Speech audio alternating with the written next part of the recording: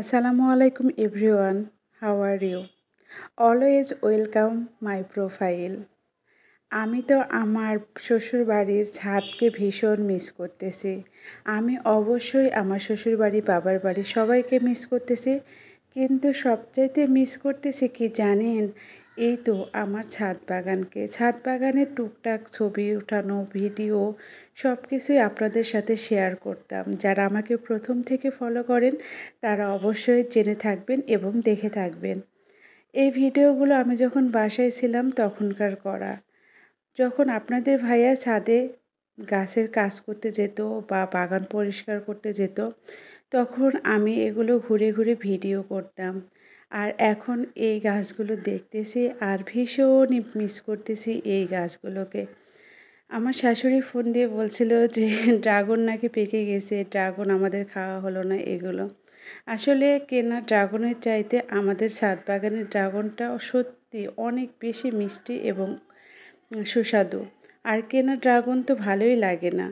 যখন আমাদের বাগানের ড্রাগন খাই তখন মনে হয় যে মানে কে বলে যে ড্রাগন ভালো লাগে না বা এটা সেটা। আসলে আমাদের বাগানের ড্রাগনের জাতটা হয়তো অন্যরকম, খুবই ভালো লাগে। তো সবাই কেমন আছেন? আর আমি বারবারই একটা কথাই বলি যে আমার ভিডিও আপনাদের কাছে ভালো লাগলে সেটা অবশ্যই কমেন্ট বক্সে জানাবেন।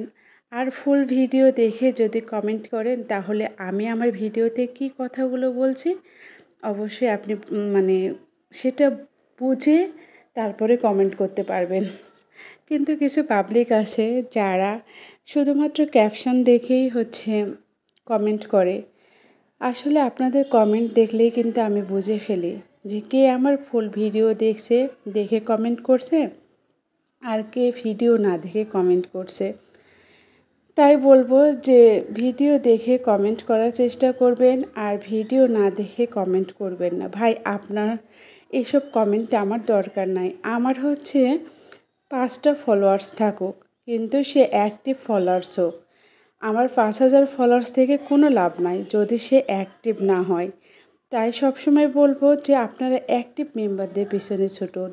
আর সবচেয়ে বড় কথা নিজের ভিডিও ক্যাটেগরির ইমপ্রুভ করা। যদি নিজের ভিডিও ইমপ্রুভ হয় তাহলে ফলোয়ার্স এমনি চলে আসে। আর যাদেরকে আপনি ডেকে ফলো নেবেন তারা কখনো আপনার পেজে বা আপনার প্রোফাইলে অ্যাক্টিভ থাকবে না। আপনার পেজে বা প্রোফাইলে কারা অ্যাক্টিভ থাকবে জানেন? যারা আপনার ভিডিও ভালো লাগছে দেখে আপনাকে ফলো করে তারা কখনোই আপনাকে ছেড়েও যাবে না।